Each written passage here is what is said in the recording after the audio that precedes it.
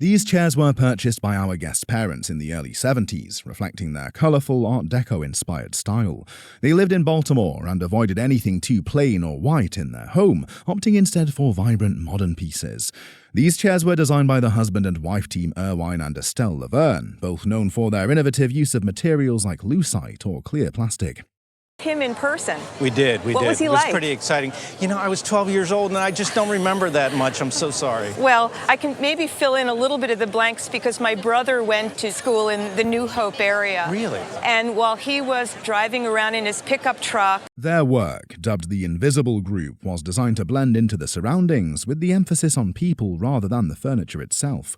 This particular design is known as the Daffodil, part of a series inspired by flowers, including tulips and jonquils. Although the chairs were infrequently used, they served as a striking and vibrant focal point, their elegant design contrasting beautifully with the surrounding white carpet. Additionally, in terms of their condition, these chairs remain in relatively excellent shape, exhibiting only a handful of minor scratches on the back of one piece. However, there are some visible sickness, a series of crackles in the surface, likely due to exposure to fluctuating temperatures in the garage where they were stored for a while.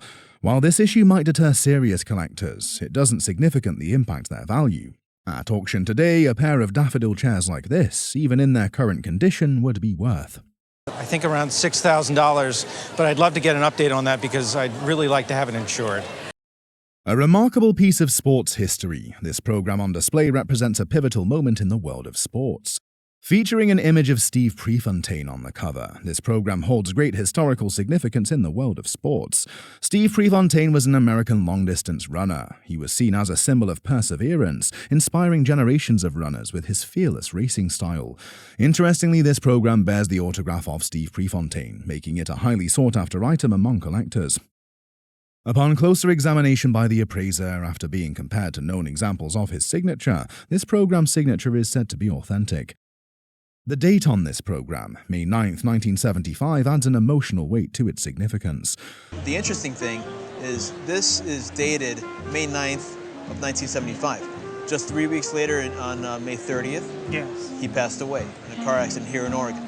Physically, this program appears to be in good condition, which is unexpected for an item of its age. Additionally, the placement of the signature on this program is clear and legible, which enhances its value significantly. Given Prefontaine's enduring legacy and the rarity of his authenticated autograph, this program holds great historical and collector's value. Based on similar items that have sold at auction, we can estimate that the value of this Prefontaine-signed program would be $2,500 to $5,000. All right. Displayed here is a wonderful collection of mechanical charms, each with its unique design and intricate movement. Fascinated by mechanical features, the guest inherited these charms from his aunt after she passed away and left them behind as part of her estate. These charms were created by Henry Danker and Sons, a jewelry company with a remarkable history. They were a family that had escaped Nazi Hungary. Oh, wow. Reestablished in the New York jewelry market in the 1950s and filed a patent for these in 1965. This historical context adds depth to the significance of these pieces, making them more than just beautiful accessories. They are also a testament to resilience and artistry. Each of these charms has its own unique movement, making them individually valuable, but as a set, their worth increases significantly. A fascinating piece in this collection is the heart charm, which moves up and down when wound. Another standout piece is the charm featuring horses, which appears to have the most motion. The level of detail and mechanical precision in these charms is impressive, showcasing the skill of the Danker artisans. The collection as a whole is substantial enough to be fashioned into an instant charm bracelet, which would make a striking statement piece. If these charms were to be presented at auction, they could be expected to fetch a price of An auction estimate of $4,000 to $8,000. Oh my goodness, wow. An extraordinary piece of boxing history is this poster, which commemorates the legendary first bout between Muhammad Ali and Joe Frazier in 1971. Acquired by the guest from his father, who had the rare opportunity to witness this historic bout in person, and in the heat of the moment, instinctively pulled this poster off a pillar at Madison Square Garden. What makes this poster even more special is that it bears the autographs of both Muhammad Ali and Joe Frazier, further cementing its significance as a prized collectible. Muhammad Ali was an American professional boxer and social activist, widely known by the epithet the greatest. He is frequently cited as the greatest heavyweight boxer of all time. Joe Frazier was an American professional boxer known for his strength, durability, formidable left hand, and relentless pressure fighting style. He is widely regarded as one of the greatest heavyweight boxers of all time. Known as one of the most anticipated boxing matches in history, this was the first time two undefeated heavyweight champions had ever faced off for the title, and the hype surrounding the event was immense. Most fight posters from this era were used to advertise closed-circuit television broadcasts and were not displayed at the fight venue. However, this particular poster comes directly from Madison Square Garden, making it significantly rarer. Attached to this poster is the official fight program from that night, which adds to the memorabilia's historical importance. There are some visible creasing on the poster, likely from when the poster was originally taken down. Despite these minor condition issues, this poster remains an exceptional piece of sports history. At auction, we can easily estimate that this poster, from one of the most significant events in boxing history, would be valued at. Auction, I still think that this would sell for at least $5,000. It's very exciting. My father would be very excited. An absolutely fascinating piece of music history, showcasing both artistic legacy and deep friendship, is this signed document featuring the autographs of John Lennon and Harry Nilsson. Given to our guest by her husband, this extraordinary artifact carries an incredible backstory, adding to its sentimental and historic significance. Evidently, John Lennon was ill, and that family friend told the producer to take him over to see my father-in-law, who's a physician. And he went, and I guess as a token of appreciation, he signed this, an autograph for my husband and his two sisters. They have one also. What makes this document truly special is not just Lennon's signature, but also Nilsson's, an undeniable indicator of their close friendship and shared musical journey. John Lennon was a founding member of the Beatles and one of the most influential musicians of all time. By 1974, he was deep into his post-Beatles solo career, experimenting with new sounds and collaborations. Harry Nilsson was a critically acclaimed singer-songwriter, known for his impressive vocal range and hits like Without You and Everybody's Talkin'. He played a major role in the making of Pussycats. One of the most significant aspects of this document is that it is signed on an official Record Plant Studios letterhead from New York City, which showcases their friendship at the time.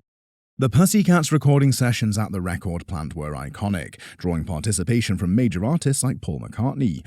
Paul McCartney is an English singer, songwriter and musician who gained worldwide fame with the Beatles, for whom he played guitar and the piano. In fact, those sessions are believed to be the last time John and McCartney ever played together in a studio. Adding to its uniqueness, John Lennon included his famous doodle, a small but iconic touch often seen in his autographs.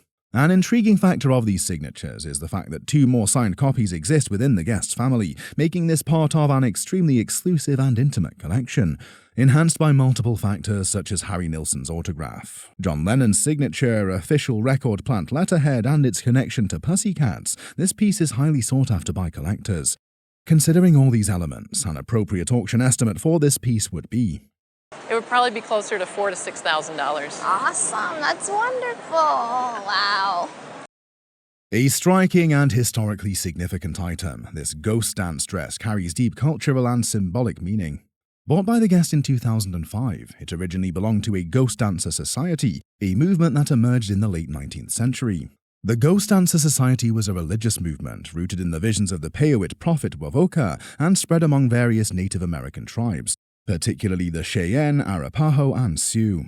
It was believed that performing the ghost dance would help restore the old ways, bringing back the buffalo and reversing the hardships caused by U.S. expansion and forced assimilation. The movement gained traction in the 1890s, but the U.S. government perceived it as a threat, making officials outlaw ghost dance ceremonies in many places, leading to the death of members. Where Lakota Sioux were shot down and killed by U.S. 9th Cavalry and also infantry in late December of 1890. Sitting Bull was assassinated by tribal police about 2 weeks earlier. Despite efforts to suppress it, the ghost dance did not disappear entirely. Some tribes, such as the Arapaho and Cheyenne, continued to practice it, sometimes alongside the Sundance. Now, looking at this dress specifically, it is beautifully crafted and made using entirely traditional methods. The stitching is done with animal sinews, and the hides are carefully tanned, reflecting the techniques of the time. However, there are key indicators that suggest it is not an original 19th century piece. The problem is it shows no wear, it doesn't show any signs of use at all, and the hides are recently tanned. While it may not be a historical artifact, it is still a high-quality, handmade piece that pays homage to the original designs. If this dress were to come up at auction today, it would likely sell for. I don't think you overpaid at all. I think this dress would cost you $3,000 to $3,500 easily if it came up at auction.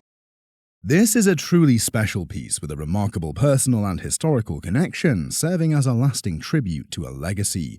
The guest inherited the displayed items from her parents, Bill and Jean Guy, who received it as a gift from a friend. The story behind its presentation makes it even more meaningful. So they presented Mom with this red leather box and Dad with a little tiny box that had the key to her heart in it. Bill and Jean Guy were the longest-serving governor and First Lady of North Dakota, holding office from 1961 to 1973. Their dedication to public service and leadership left a lasting impact on the state. The item itself is a stunning example of Steuben glass, which was produced in Corning, New York. Furthermore, the design, identified as Steuben Heart and key paperweight number 1007, was created by the renowned designer James Houston in the 1970s. James Houston was a celebrated designer, artist, and master silversmith, known for his intricate designs that blended fine materials with exceptional craftsmanship. While Steuben was well known for its early colored glass, this piece comes from its later crystal period, regarded as the highest quality glass of its time. What makes this piece even more valuable is the fact that the key is crafted from 18-karat gold, adding both artistic and material worth. Adding to the item's prestige is the presence of its original fitted box, which is an important factor in preserving its value, as collectors place a premium on complete sets with their original packaging. Steuben crystals such as this were often gifted to world leaders, dignitaries, and royalty, making this an incredibly prestigious item. Ordinarily, a piece like this would easily command an auction value of $2,500 to $3,500. My. However, given its history, provenance, and sentimental significance, an appropriate insurance value for this item would be. I would insure it for $5,000. Very good. Let's take a closer look at these captivating prints by Andy Warhol, Fiesta Pig and Turtle prints. These works were purchased by the guest from a friend who was facing financial constraints at approximately $3,000 each. Andy Warhol, a trailblazer of the pop art movement, rose to prominence in the 1960s by blending commercial imagery with fine art. His silkscreen prints, such as Campbell's soup cans, Marilyn Monroe, and Brillo boxes, became iconic symbols of the era. Fiesta Pig 1979 was created as a screen print on Arches 88 paper, measuring about 30 by 40 inches. The artwork depicts a pig amidst the remnants of a lively party, surrounded by bottles and plates, all brought to life with Warhol's signature bold color palette. Hot pinks, deep blues, and electric yellows infuse the piece with a surreal, exaggerated quality. On the other hand, Turtle 1985 is a screen print on Lenox Museum board that showcases Warhol's masterful use of color and technique. The artwork presents a stylized turtle with vivid contrasting colors that highlight the form against a similarly bold backdrop. Unlike his earlier works that focused on consumer products and celebrities, Turtle veers towards a graphic and symbolic portrayal of nature. Sharp contrasts of deep greens, oranges, blues, and purples create a striking visual impact in this piece. Both prints are limited edition, numbered, and signed by Warhol. Given their rarity, aesthetic appeal, and historical significance, these prints would undoubtedly fetch a considerable price at auction. Fiesta Pig would probably be offered at around $8,000 to $12,000. Turtle would be in at $30,000 to $50,000. Okay, great. It's exciting. Every antique painting tells a unique story. Let's dive into the history, mystery, and value of the displayed item. This Hassan El Glawi's tempera paintings from the 1970s are prime examples of his exceptional ability to capture the essence of Moroccan culture, with a particular focus on its rich equestrian traditions. The painting, a gift from the Moroccan king to the guest's father in the 1970s, has been preserved in excellent condition since then. Renowned Moroccan artist Hassan El Glawi is celebrated for his vivid depictions of traditional Moroccan life, especially scenes featuring horses and the dramatic performances of fantasia riders. El Glawi is particularly famous for his portrayals of fantasia riders, skilled Moroccan horsemen who take part in thrilling traditional cavalry displays. In his artwork, El Glawi often features groups of riders clad in traditional Moroccan attire, their horses captured in dynamic motion, whether mid-gallop or in a moment of stillness, set against historical or desert landscapes with towering city walls in the distance. In this painting in particular, the riders are arranged in a striking composition, some placed in the foreground while others fade into the background, creating a stunning sense of depth. The dynamic movement of the horses and the strategic positioning of the riders guide the viewer's eye throughout the painting, emphasizing the sense of motion. What makes this painting stand out is the use of ochre, burnt sienna, deep blues, and muted reds, all mirroring the colors of the Moroccan landscape. The interplay of sunlight and shadow across the figures of the riders and horses enhances the scene's realism, giving the subjects a lifelike quality. Additionally, the use of tempera and gouache gives the painting a unique texture and a soft yet vivid quality, with rich colors that avoid any over-glossiness. Despite the expressive style, the fine details, such as the intricate embroidery on the robes, traditional Moroccan turbans, and ornate horse decorations, are rendered with careful precision. Although the painting has a minor drip that could be restored, it does not detract from its originality or historical significance, and if properly insured, this masterpiece would have an insurance value of. For insurance purposes, I would put at $75,000. Oh my, oh my. I knew it was worth something, but not with the water damage. That's pretty amazing.